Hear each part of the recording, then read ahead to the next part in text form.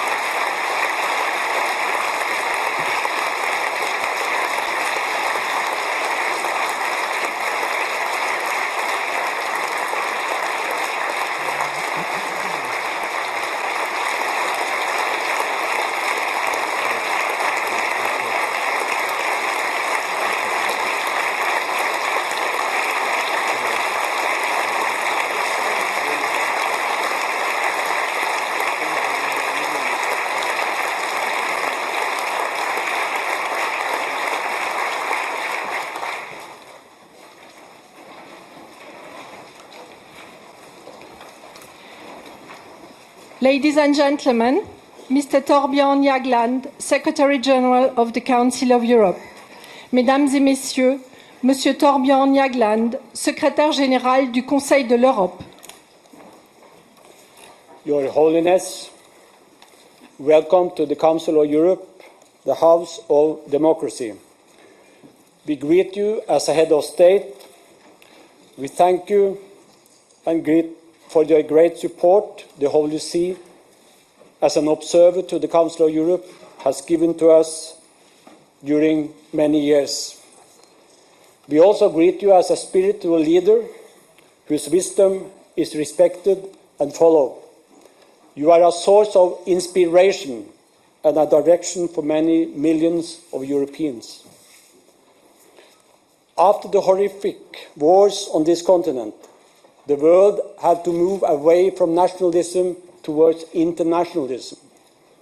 The sovereignty of the nation-state and the power of the majority inside the nation-states had to be restricted and be subordinated to some basic human rights. These rights are natural rights.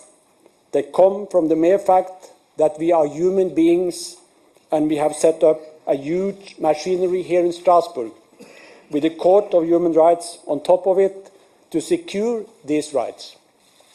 The center of all our activities is the human beings, the ordinary men and women. The Court allows every European to seek justice against its own state. We give therefore power to the powerless, a voice to the voiceless. We do what your great predecessor, St. John Paul II, said when he spoke here 26 years ago, to consolidate the sense of a common good. This is why we appreciate so much that you, Your Holiness, put human beings at the center of your considerations. You said we must always consider the person, religion, ethnicity, sexual orientation, gender, age cannot serve as grounds for limiting a person's rights and the sense of dignity.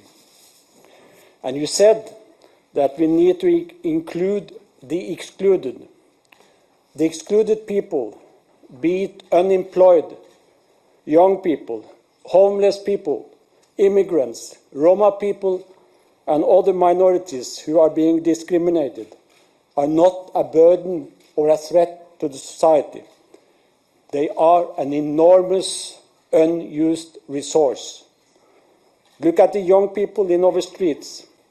They ask for a job so that they can raise their own children, contribute to the society, and rediscover their dignity through work. Once we as political leaders recognize this, we have opened the avenue for solving many of the problems on our continent today. We need values and a vision, and the courage to look beyond the realities of today.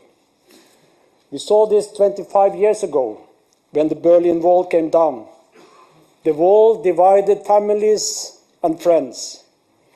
Conventional wisdom said that the division of Europe was a matter of fact and could not be changed. However, some political leaders saw the suffering of the people, and they had a vision which went beyond the hard realities of the day. This opened up for the reunification of the continent. Your predecessor, St. Paul John II, became a great source of inspiration in this process. Today, you, Pope Francis, have become a new source of inspiration for all those who want to tear down new walls between the powerless and the powerful, between the poor and the rich, between us and the others. And by doing like you, care about people, we more clearly understand that the wall that is being built right now in Ukraine, which is violating the integrity of the country and dividing individuals and families again, is neither acceptable nor sustainable. Your Holiness, values, faith, stamina will continue to tear down new walls that divide us. We must reinvigorate the idea of a common European house, a house built on justice. So we have a common cause.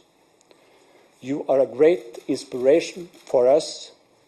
Therefore, it is a great honor to greet you here, to welcome you in the House of Democracy, and I have the pleasure to invite you to address all our institutions in the Council of Europe, and all the representatives are here today to listen to you.